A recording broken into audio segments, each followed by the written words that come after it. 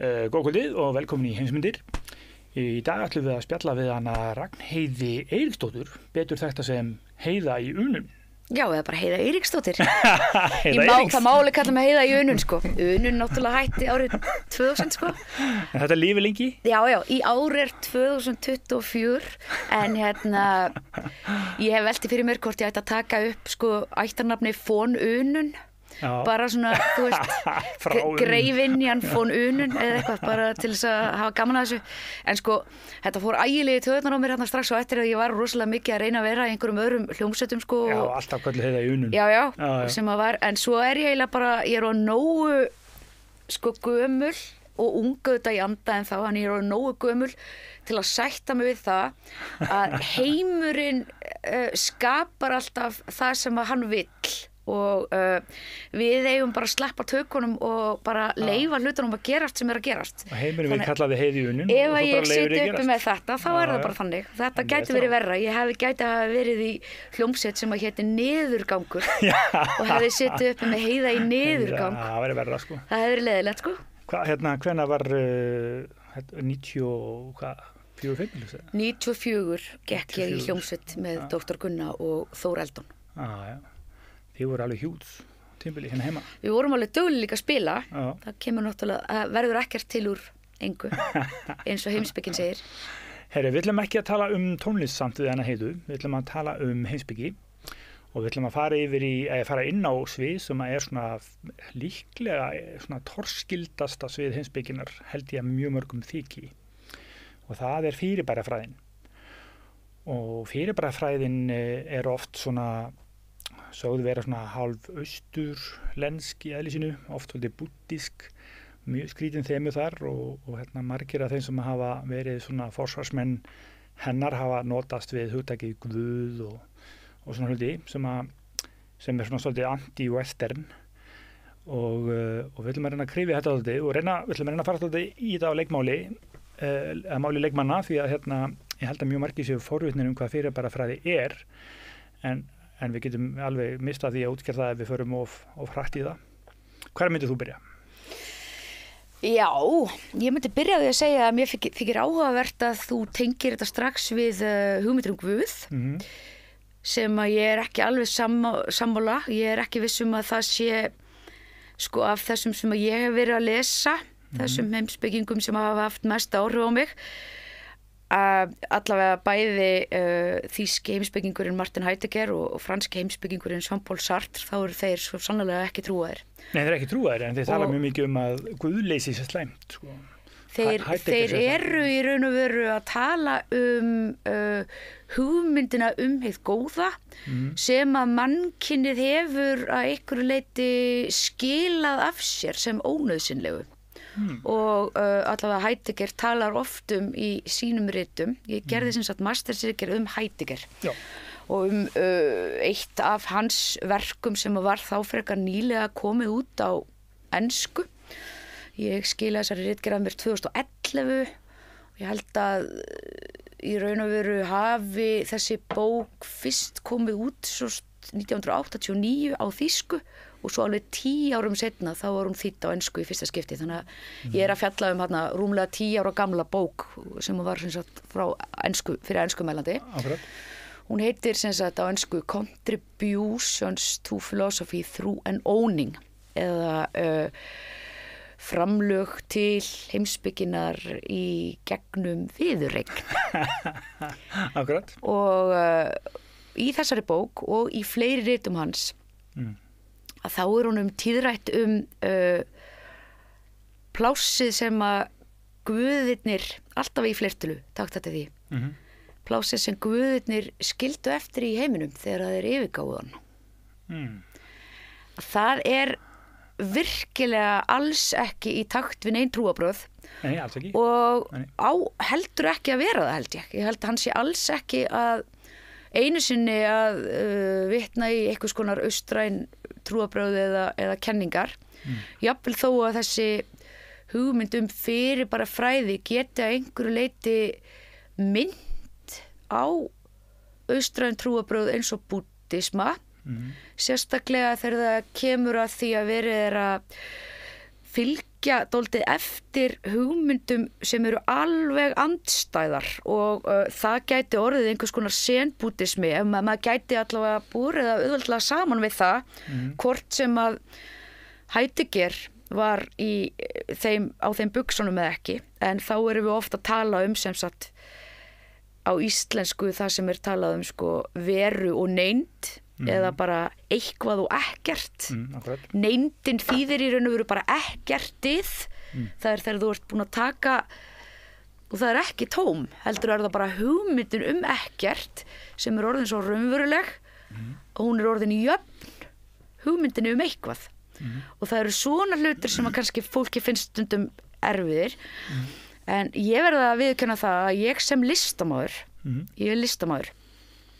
Ég hef gert tónlist frá ég bara var lítil og ég hef teiknað frá því ég var lítil og ég hef elskað að fara á myndlistasýningar og í leikhús og krifja bíómyndir og ég hef gert þetta alla ævi. Kannski bara nokkur ár sinni byrjaði að segja bara að ég væri listamaður en kannski hef ég samt alltaf verið það sko. Þetta lengi að horfast við eða svona eigna þér tilfinninguna. Já, að eigna tilfinninguna, vel orðað. Já. Sem sagt það svolítið á sviði listamannar líka að takast á við andstæður og reyna að láta einhverja eina hugmynd kalla á aðra hugmynd og eiga svo í einhvers konar samtali við hluti sem að þú ert ekki alltaf sammála. Þannig að útkoman verði kannski á einhverjum óvæntum stað og ekki endilega þeim stað sem þú ætlar þér að fara á. Það skapast eitthvað. Það nákvæmlega málið. Heimspeki í raun og veru mest skapandi svona bóklega fæið sem að hægt að velja sér að læra og bara sem gott dæmi, ég ætlaði semst að fara í ensku upphaflega en svo komst ég ekki ensku áramót, ég ætlaði bara að byrja áramót. Það voru bara 2 hlutir sem ég gæti valið að byrja í sem sagt bara strax á vorun þegar ég byrjaði þarna. Það var guðfræði eða heimspeki. Já. Og ég hugsaði bara strax, já, ég hef ekkert við guðfræði að gera. Þannig að ég valdi heimspeki og einn af fyrstu textunum sem ég las var Heidegger og var sem sagt bara einhver lánaði mér. Vá, það svona djúpulögin bara fyrstu textin. Nei, það nefnilega alls ekki djúpulögin, vegna þess að það einn af mjög aðgengilegum Heidegger textum sem til heitir Vasist metafísík eða hvað frumspeki og það þar sem hann í raun og veru að tala og sannar neindina, ekkertið. En ef við bökkum aðeins það var bara ljós sem að kveiknaði í hausnum á mér og ég hugsaði bara, vá, ég skil þetta alveg. Það ekkert þarna sem ég skil ekki. Þannig að ef þú segir það sé erfitt þá ég á í erfileikum með svona analytical. Já, upplifðu það sem tyrfið frekar hitt. Það finnst mér vera starffræði sko. Já. Þannig að þannig ég bara á heimavelli. En ef við bökkum aðeins þá sko eitt af því sem kemur fram í mastersritgerðinni sem ég búin að lesa svona svolítið upp á af. Viðureign verunar. Viðureign verunar, frábær gerð, by the way. Takk.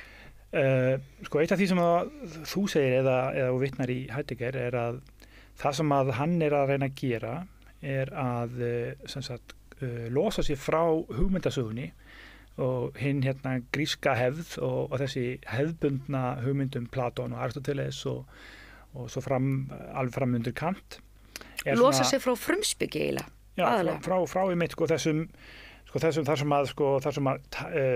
sem vangaveltur heimin eru grundvallaði rosalega mikið í kerfi sem að hangi saman og tengist efninu og þetta svona styrpisolegt kerfi. Eiginlega tengist sko vísindalegum sönnunum og akkurat.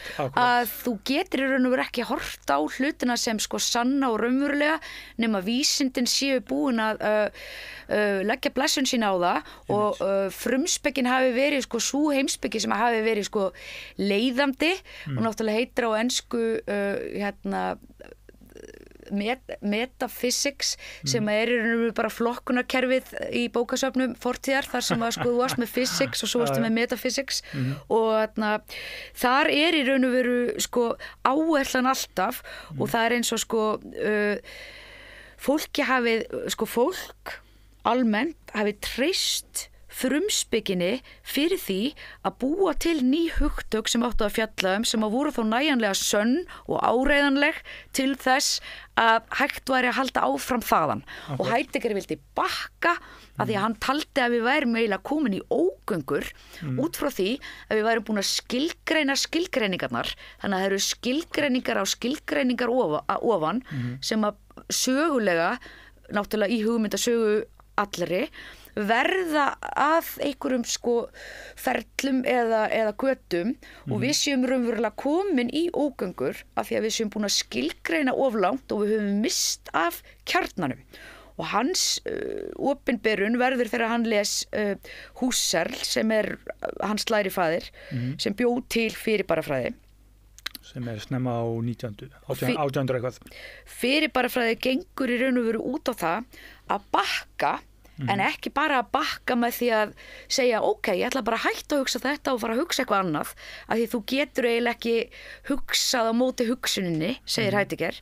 Þú verður að finna einhverja leið til að gera það og sem sagt fyrirbarafræði á íslensku er talað frestun og afturfærslu og þetta í raun og veru þýðing á transcendence, það sem að þú raunverulega horfir á eitthvað sem að þú telur að þú þurfir að geta bakkað og þú eiginlega eins og setur það innan sviga, gerir sem sagt athugasemd við það en reynir svo í raun og veru að finna þér leið til þess að komast tilbaka á undan hugtakinu áður en að það var skilgreint endanlega og hugsað og það sú aðferð að komast tilbaka sem að greinir svo á milli hverslags fyrirbarafræði þetta af því að það eru margir að fjallum þetta og hver heimspekingur fyrir sig hefur sína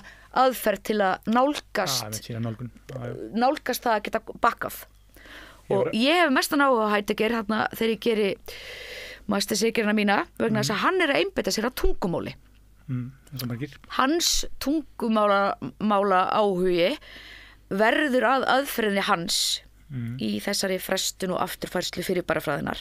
Það sem að hann segir, það sem við þurfum að gera til þess að geta komist á bakvið hugtökin og reynt að hugsa þau aftur að búa til ný orð. Og hann í raun og veru kemst að því, skrifar meðal annars þetta í uppruna listaverksins sem að mér finnst vera ofboðslega góð bók, heitir á ensku The Origin of the Work of Art ef að hlustendur eru að lesa ensku eða Der Ursprung des Kunstwerkes upprunalega. En ég heldur eftir maður að stoppa. Mér langar bara til að segja, hann kemst að því að ljóðskáld séu í raun og veru best til þess fallin að nálgast sannleik. Akkurat. Ef við drögum þetta saman allavega mína tilfinningu fyrir því, ég var að hugsa á leiðninga í bílnum. Þetta sem að Heidegger að reyna að takast á við, það þetta þessi gríðarlega saga af þekkingu og kerfislægu hugsun sem við búum í. Og til dæmis þegar ég keyri bílinn minn hingað, þá ég að hugsa umferð, vegur, tilgangur, nöfn, kerfi og ég aldrei að hugsa hér ég að keyra bíl og ég ekki á staðinum í þessu að ég alltaf að hugsa allar skilgreiningarnar á því sem að gengur á í lífi mínu og þegar og kannski það sem að við myndum vilja að áhorfendur skilji að þegar við erum algjörlega týnd í þessu þekkingarkerfi sem við erum alin upp í þá sem sagt séum við svolítið hætt að geta hugsað núvitundarlega og hugsanlega skapandi og og það þessi frumspekilega löngun til að tala verundina algjörlega hlutlust og ekki það sem hann að reyna að gera Sagður verund eða veröld? Ég sagði verund reyndar En það alveg nóg að segja vera. Já, veruna, já, að vera. Og þess vegna einmitt fer Heidegger eða Husserl fyrst og svo Heidegger að tala mikið að það í sjálfu sér að vera sem eitthvað svona bæði að vera og vera ekki, sem einhverja svona hluti sem við höfum mist sjónar á hvað því við erum alltaf að hugsa á svona kerfislega nótum. Ég bara, nei, alls ekki. Ég veist þú hafðir alveg týnt sjónar á því hvað skiptir máli þarna vegna þess að þegar þú ert að tala að við séum sem sagt alltaf, segjum bara tökum dæmið þitt, þú ert í bílnum og þú ert að hugsa veginn og umferðina og til hvers þetta allt og svo framvegis. Það er það sem að vera manneskja.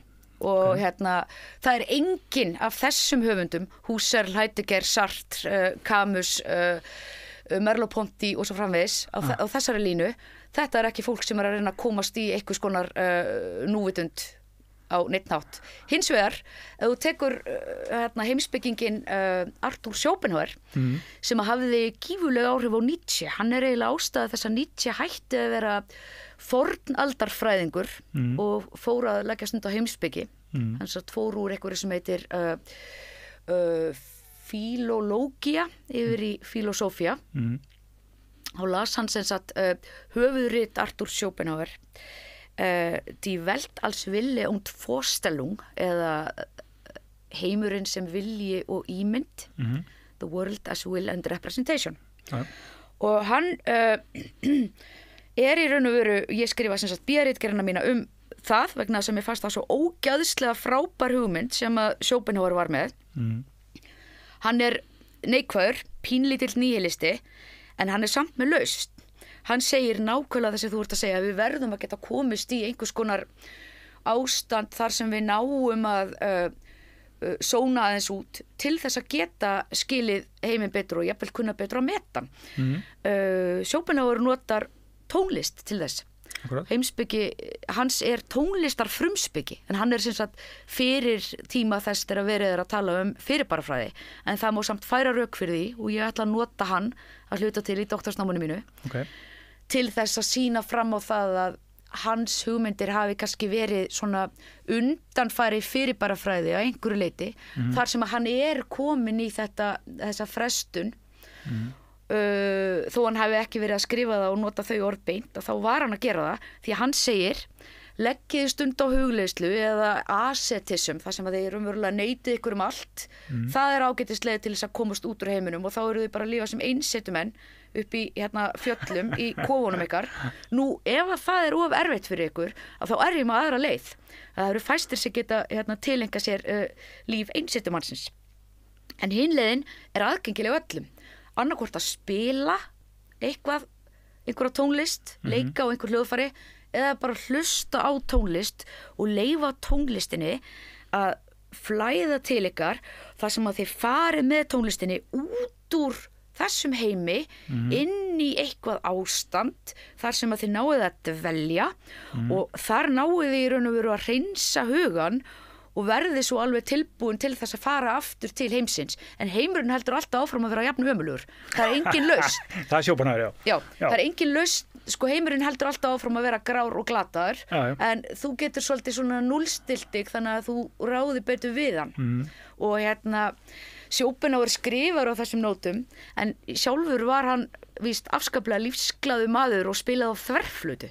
Og var bara svona alveg ógeðslega lígi glað en skrifaði svo svona og þetta heillaði Nietzsche það mikið að hann fór að læra heimspeki en það sem þú varst að segja í raun og veru miklu líkara þessu heldur en nokkuð tíma því sem að Jean-Paul Sartre er að skrifa það sem að Jean-Paul Sartre er bara sko, hann er fastur í því að við séum alltaf að hugsa hluti og við munum aldrei geta hætti og það er alveg eins gott að gangast bara við því að þannig er manneskjan og taka bara ábyrgð á því og það sem Heidegger er að segja er það að við erum föst í heiminum við munum ekkert komast út úr honum fyrir við deyjum það er það sem hann notar í raun og veru mjög mikið líka Heidegger það er eitt af því sem við erum alveg pottet á fyrsta sem við munum pottet vita er það að við munum deyja en í staðin fyrir að líta á það sem eitthvað neikvætt og hræðilegt að nota það frekar til þess að varpa þá endalokum okkar yfir á það að við séum nauðsynlega til og vera þá bara frekar að nota tíman vel í að gera eitthvað. Heidegger myndi aldrei fallast á það að við ættum að, hann alls ekkert í Schopenhauer pælingunum sko. Hann myndi aldrei fallast á það að við ættum bara að reyna að sleppa því að hugsa. Hann vill bara að við séum að hugsa rétt. Já, það er líka það sem ég átti við sko. Ég átti ekki við að maður hætti að hugsa. Ég átti við að við séum föst í kerfi hugsunar og til þess að hugsa öðruvísi. Þá þurfum maður að kynna sér fyrirbærafræði til dæmis. En þú verður að hugsa til þess að hugsa öðruvísi. Þannig að þú getur aldrei slögt á öllum þessum hugsunum sem þú ert með. Þú ert bara að taka annars að setja, hvað heitir þetta, axla ábyrgð á þeim og sætta þig við það og vinna með það sko. Akkurat. En og Heidegger tala voðalega mikið ljóðskáld sem kemur mikið fyrir í greiniðinni. Nákvæmlega. Og hann voðalega hrifinn af hans svona hugmyndum the authentic eitthvað svona náttúran og gamli tímar. Já, hann var í raun og veru sko, hann var ofboðslega hrifinn af þýsku ljóðskáldi sem heitir Hölderlin. Já. Og ég fór alveg sko út allt í ritunum hans Heidegger þegar ég var að skrifa þetta vegna sem ég fannst ég ekki eiga að geta fjallað einhverja bók sem kemur hérna út eftir dauða hans sem með hugmyndir. Hann vildi ekki láta gefa þessa bók út, sko. Hann gaf sem sagt bróður sínum handritið og lét geyma það þangað til eftir að hann væri látinn, af því að í þessari bók eru í raun og veru svona grunnhugmyndir af kannski 10 ritum sem hann notaði.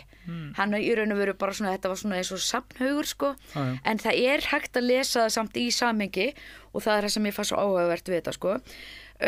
Eitt af því sem hann mjög hrifinn af að hann telur í raun og veru að ljóðskáld hafi eitthvað fram yfir aðra listamenn. Hann elskar listamenn og hann telur í raun og veru að listamenn séu á réttri leið þegar það kemur að því að opna veruna sem að þýðir í raun og veru að hugsa út fyrir kassan á svona venjulegu máli, að vera ekki fastur í einhverjum kerfum, ekki vera í rúðustrikuðu, heldur að íta þessu öllu eitthvert og komast þá meira inn í hugtökin sjálf og breyta þeim innanfrá.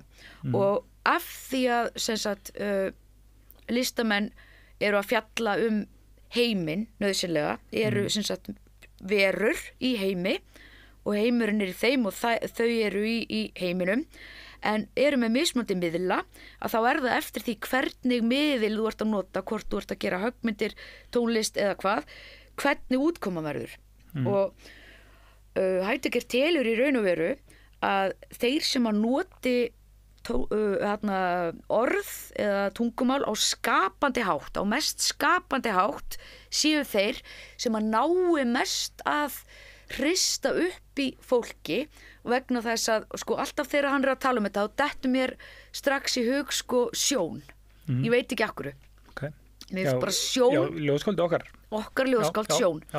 Mér finnst sjón vera algjörlega sko merki þessa tegund af ljóðskáldi sem að raunverulega leikur sér með tungumálið í hans ljóðum. Notabenni, ekki í skáldsögum, af því að sko Heidegger var alveg að fíla skáldsögur, en hann sagði sko að ljóðskáld væri grunnurinn, æðst, vegna þess að þar verið að sko vinna með einhverja sko naumhyggju og þú hefur ekki endalaust pláss, en þú þarft einhvern veginn og þú mátt fá svolítið leyfi, þetta skáldaleyfi til að búa til orð, sem að Heidegger gerði sjálfur mjög mikið.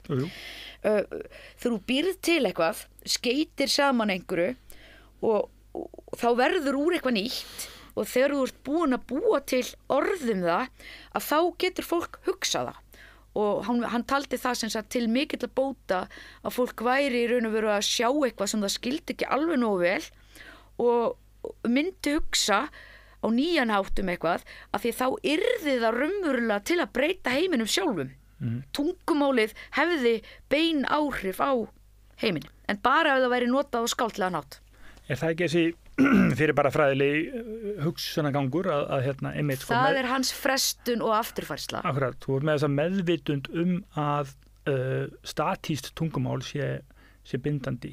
Já, bara hjá Heidegger. Það er ekkert inn í fyrirbarafræði sem slíkri, en það gerði Heidegger ekki hann gerði sig ekki út fyrir að vera að stunda fyrirbærafræði, hann gerði sig út fyrir að vera að stunda verufræði sem sem sagt ontologi sem að kemur til sem viðbragð við fyrirbærafræði. Af því hann segir að Husserl hafi verið með æðislega hugmynd en hann hafi vantað leiðina til að framkvæma. Hann hafi bara búið til hugmyndafræði en hann hafi ekki búið til framkvæmt. En verufræðin hans í raun og veru með þessari framkvæmdi í gegnum ljóðskáld og tungumál. Já, skapandi. En þetta engan veginn, það má alls ekki segja að þetta sé neitt svona semiotics. Hann alls ekki komin í neina táknfræði eða túlkunarfræði eða neitt slíkt eins og þú veist Wittgenstein var að leggja það eitthvað allt annað stöf, það eitthvað sem ég skil ekki neitt. Þú ert ekki hrifin af því? Engan veginn, ekkert hrifin af því sko. En myndirðu segja að því að nú sem sagt Heidegger að gagnrýna sem sagt tæknihyggju og leið að því ég nefndi Guð þarna á hann sko, hann ekkert að tala Guð en hins vegar tala sko hann að tala mikilvægi þess fyrir heiminn að átta sig á því að Guðirnir hafa yfirgefið okkur. Akkurat sko, það eitthvað svona gat eftir gat. Og hann myndi bæði kalla trúarbröðin kerfisbundin God-size hole nákvæmlega það sem það Hvað segirðu? Hann myndi bæði sko segja að trúarbröðin séu kannski svona dauð einhverju skilíki, séu svona Trúarbröðin voru aldrei á lífi, ég meina þau eru bara eitthvað sem fólk bjóð til. Og hvernig getur þú sagt að trúarbröð hafi eitthvað tíma verið til? Þetta bara eitthvað sem mennir kláruðu að skrifa. En það svona kerfishyggja sko, sérstaklega þú ert bókstafsstrómaður, þá ert alveg mjög mikil kerfishyggjumæður og þú ert líka, þú ert mjög vísindahyggjarlegur, þá ertu líka svona kerfishyggju þengjandi sko. Enda Heidegger á móti vísindunum. Akkurat. Í sínum ritum allavega. Þannig að það er einhver svona hugmynd að sé eitthvað svona lífandi, skapandi andlegt ástand sem að hvíli hérna á milli þess að vera of kerfisbundin. Sammála því? Lifandi, skapandi ástand sem að hvílir á milli sem að einhvern veginn til á milli þessa of kerfisbundin hugmynda heiminn sko. Annars vegar sko trúarlega hugmyndin og svo þurra vísindalega efnishyggjan. Já og nei. Sko mér finnst sko að vera í heimi sem Dasein sem hann býr til hann Heidegger sem þýðir í raun og veru bara þar vera. Það heimur og maður saman. Og í Dasein sem sem sagt heimur og vera saman allt. Og þar auðvitað líka vísindahyggjan. Það líka, þannig að þú ert ekki með sko veru og með vísindahyggju og svo á milli eitthvað gat. Það nefnilega ekki þannig. Heldur þetta, sko, þetta í raun og veru þegar maður að reyna eins og ef maður myndi vera að beita hans kenningum, að við þyrftum í raun og veru að opna veruna til þess að geta skilið bæði okkur og heiminn betur og þar sem að við overlöpum, þar sem að heimurinn partur á manninum og maðurinn partur á heiminum, við opnum í raun og veru veruna með því að verða svona ofboðslega meðvituð og að setja einhvers konar intention sem einhvers konar vilji til þess að það mætti eiginlega bara segja að það væri svona einhvers konar viljakraftur eða áhugi. Þá við í raun og veru að bæta okkur og heiminn innanfrá. Heidegger vill alltaf vera að gera þetta innanfrá. Það vill Sartre líka og þetta í raun og veru leiðir þeirra til þess að gangast við því að við getum ekki farið út úr heiminum og við getum ekki verið og vera að horfa á hina og segja já ég meina þarna eru bara bókstafstrúarmenn og þarna eru nú bara vísindahyggjamenn og þú veist þetta fólk líka heimurinn og ég líka heimurinn þannig að við gerum aldrei, það finnst mér svo frábært við bæði Sartre og Heidegger að þeir eru aldrei að sko reyndar sagðir Sartre líka hell is other people en það annað mál en sko ég held að það hafa nú verið meira grín sko en ég veit það samt ekki að taka ábyrgð á því að við öll höfum fjarlægst einhvern sannleika og hann talar eins og þú byrjar að tala mjög mikið sem sagt of örar tækniframfarir sem að skila sér í firringu og það algjört Heideggerist hugtak, sérstaklega seinni tíma Heidegger. Á seinni tíma ferli hans, þá var hann mjög upptekinn, hann sem sagt var búinn að skrifa Sein und Zeit, ég held að hún hafi komið 1927, 35 held ég, 6 bókin sem ég skrifa svo, eða sem ég að fjallum sem ég skrifa, bókin sem ég að fjallum já, en síðan sko hann deyr 1976 gott ef ekki, og allur allt þetta sem hann að skrifa 40 eitthvað, 50 eitthvað og jafnvel 60 eitthvað mjög mikið tilengað því hvað við ættum í raun og veru að vera mikið meðvitaðri það að við séum að skapa einhvers konar skekkju, og hann að ráðast á oförar tækniframfarir í framhaldi af iðnbyltingu og oförar sko tækniframfarir og oförar framfarir sem slíkar bara út frá kapitalisma. Og hvernig sko við höfum í raun og veru alltaf verið að vinna gegn okkur, hann hlýtur að vera einhverju leyti þó að hann gangist kannski ekki við því og hann sé ekki með neina svona pjúra pólitíska, bara sko pólitíska heimspeki. Hann alltaf með eitthvað undirliggjandi sko, þú verður að lesa það sjálf eða sjálfur, þá hefur hann bendir á einhvers konar óvin í hugmyndafræðilegum skilningi í Bandaríkjunum. En það ekki þarna beint. En hann sko að því. Honum finnst það í raun og veru vera einhvers konar leið sem að fólk í heiminum hefur valið að fara eftir og gleymt þá einhverju, skilið eitthvað eftir, vegna þess að allt í einu þá voru við ekki lengur stödd í því að bóndinn gerði gat bara séð þennan akur, og þessi akur dugði akkurat til þess að geta lagt það inn og selt á markaðnum, fékk alveg nógan pening til þess að framfleyta sinni fjölskyldu, og það var jafnvægi. En sko leið þetta jafnvægi ekki lengur, að þá verður til einhver hlutur sem við ráðum ekki við, að því við erum ekki búin að hugsa hvað við gerum þá. En svo segir hann þú fjallar það í greininni þinni, í ritgerðinni fjallar það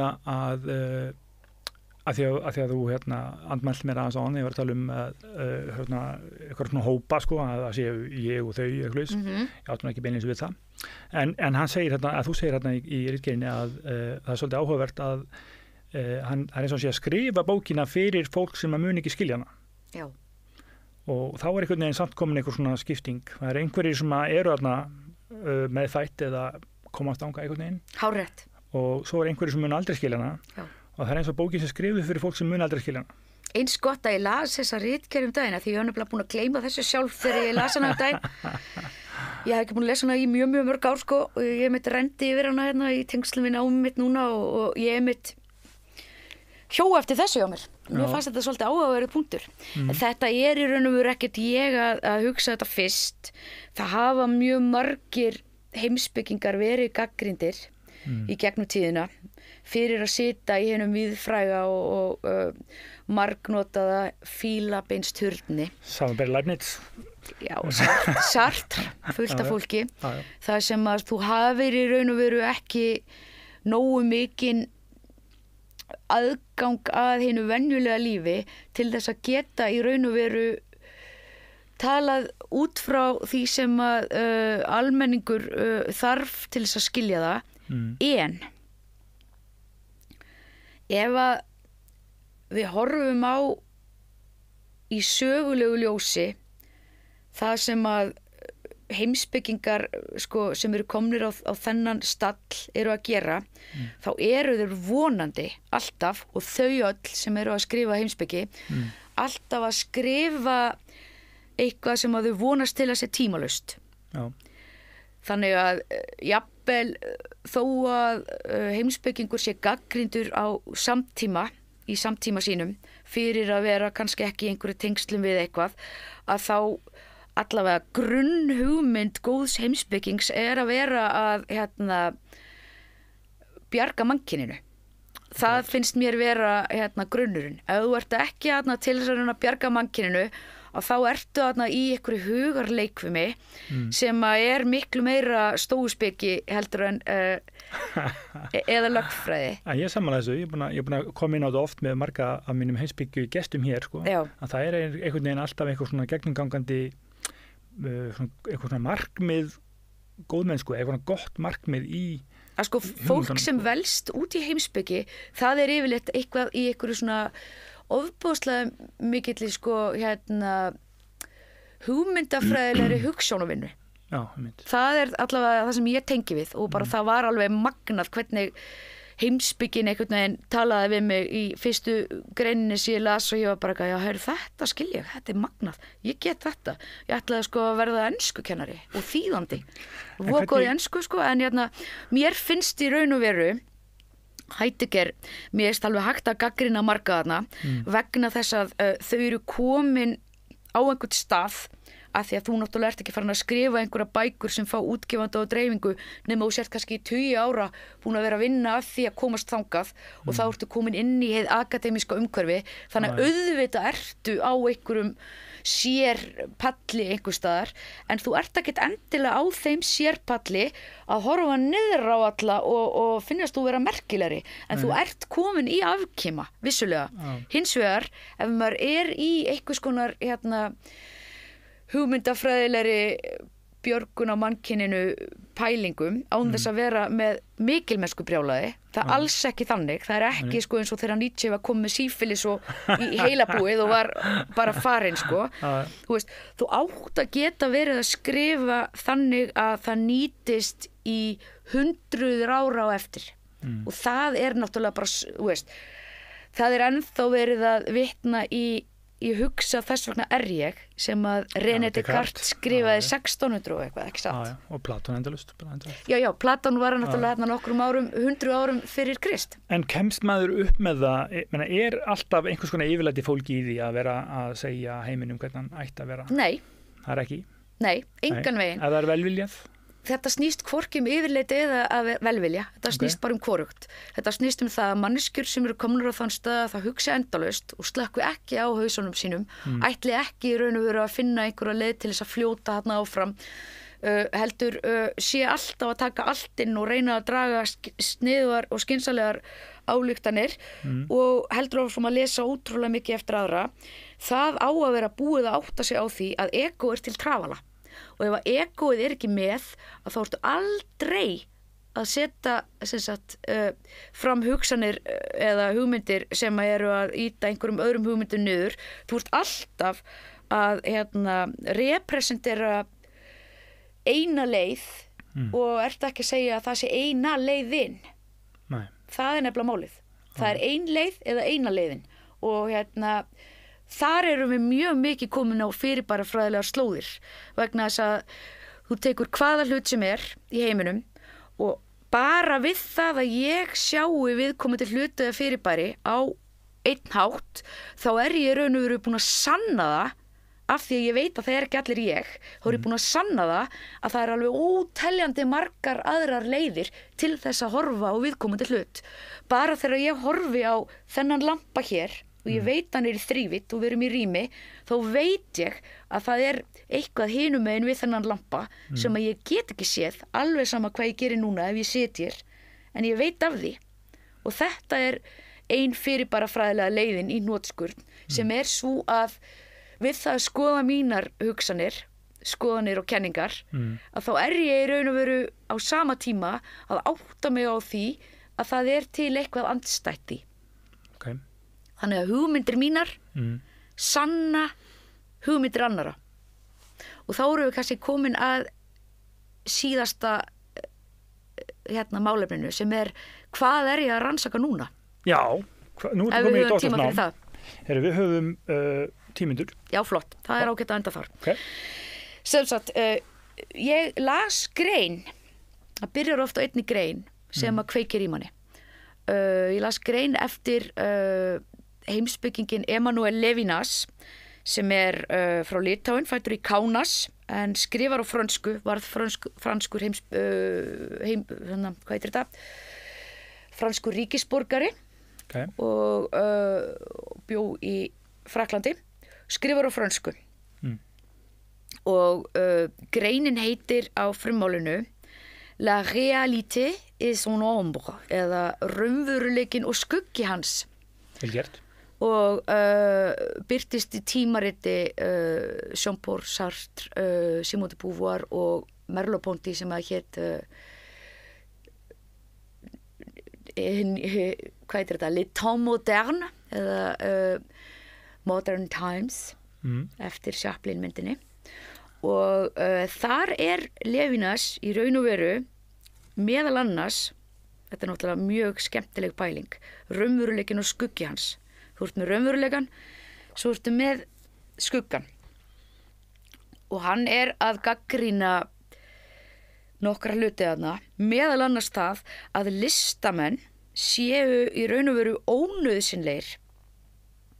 Hann vill alveg leyfa listamönnum að vera til, en hann segir listamenn munu aldrei geta verið nógu siðferðilegir eða nógu með nógu mikið af hugmyndum sem að í raun og veru fjalla einhvers konar betrun fyrir mannkyn vegna þess að í eðli sínu þá þurfa þær að einbeita sér svo mikið að sjálfum sér til þess að komast á staðinn sem að þeir eru á, að þeir verði að vera egoistar, að þú verðir í raun og veru að sjá hlutina út frá sjálfum þér, en hann gleymir dálítið þarna að skoða listamannin í samhenginu sem að hann að skoða allt annað í, sem það að mannveran þurfi á hvort öðru að halda. Og hugmyndir Levinas ganga, hann sem sagt það sem að kallast siðferðilegur fyrirbærafræðingur. Hann blandar saman siðfræði og fyrirbærafræði, en siðfræðin hans alls ekki venjuleg siðfræði. En hann segir samt sem áður, siðfræðin fyrsta heimspekin. Það komið frá honum. Og Levinas lítur svo á að algjörlega gengt til dæmis bæði Sartre og Heidegger, það alveg hinn póllinn, að þá lítur hann á að hinir, sem oft talað autrui, sem hans svona fræðiorð í því, eða bara hinir, aðrir, others, séu í raun og veru alltaf það sem þú eigir að líta í og það sé árangusríkast og virki best ef þú sért ekki einu sinni að horfa á aðra í ykkur hugmyndafræðilegu samhengi, heldur sért bara hreinlega að eiga í samræðum sem sagt frá augliti til auglitis. Þannig að það sé andlit hinna sem að birti þér sannleikan heiminn og sjálfan þig. Og þannig að þarna Levinas komið með sína aðferð í þessari frestun og afturfærslu, þessu transcendence sem að fyrirbærafræðin gengur út á. En hans aðferð ólíkt Heidegger sem að vildi nota bæði dauðan til þess að geta speglað sig og sannað veruna, eða nota orðin til þess að búa til nýju orð og komast aftur inn í veruna. Hann vill bara nota andlit hinna sem að raunverulega hann segir að hafi alltaf meira rétt fyrir sér en þú, og þannig kemst hann svo aftur inn í sjálfa sig. Þannig að hann horfir á hina og andlit þeirra og segir að sannleikurinn birtist þar, en svo undanskilur hann listamenn. Og það eru margar aðferðir til þess að túlka þetta og það hafa alveg einhverjir verið að skrifa þetta, en ég vil gera fyrirbærafræðilega úttekt á því sem listamaður og það hvernig listamaður geti, kannski ekki ólíkt því sem Heidegger að tala bara ljóðskáld, en ég vil tala það í víðara samhengi, allir listamenn, hvernig listamenn geti, þegar að tungumálinu sleppir,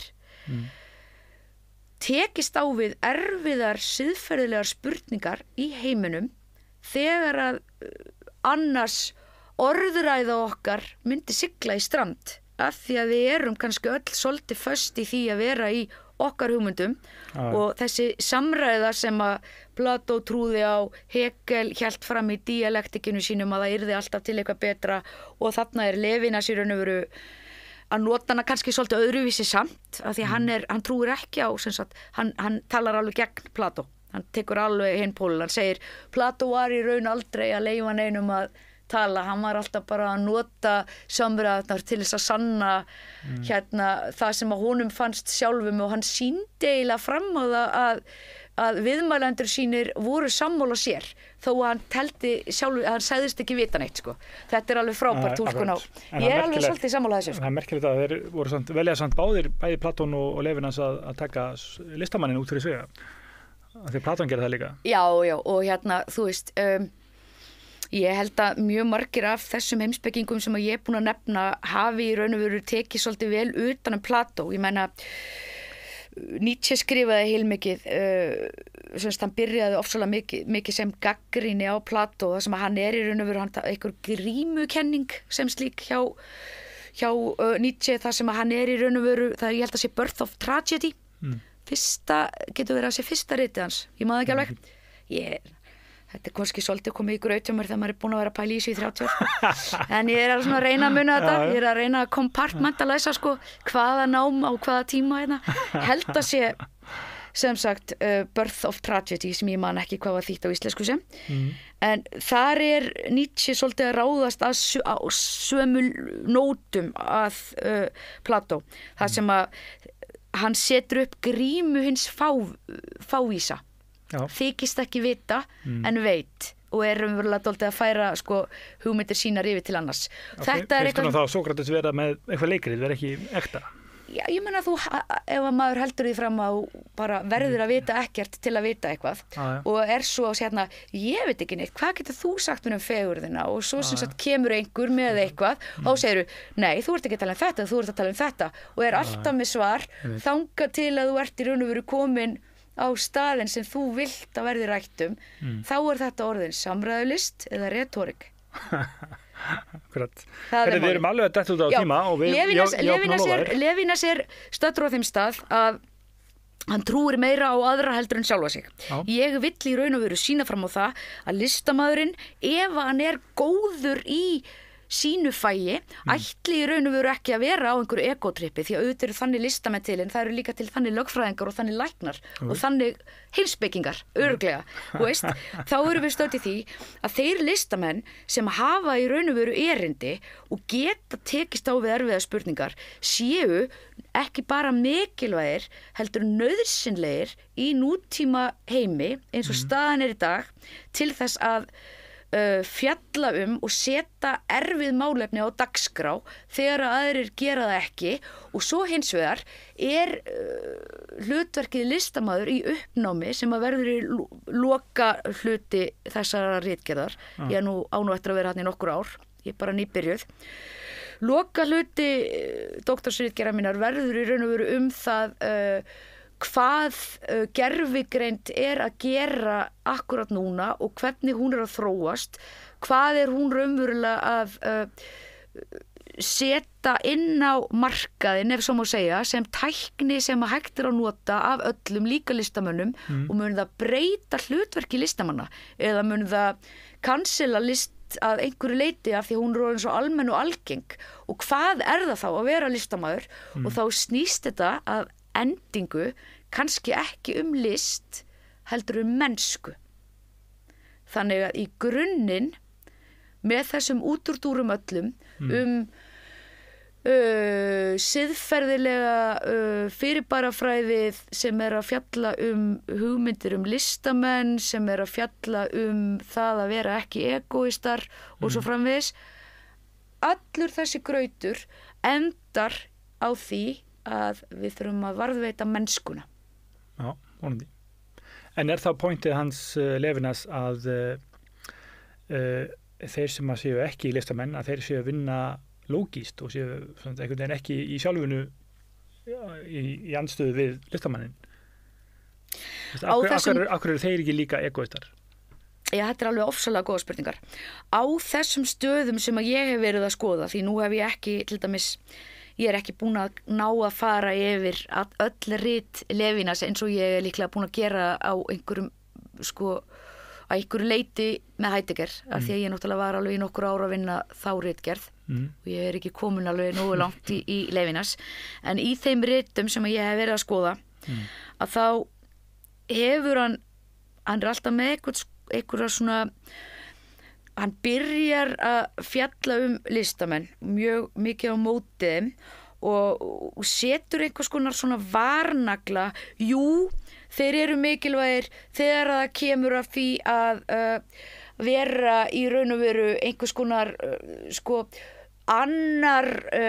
annars konar leið að hlutnum sjálfum og varnaglinn hans á það að listamenn gætu mögulega sloppið í einhvers konar umfjöllun einhver málefni eru í gegnum gaggrínendur.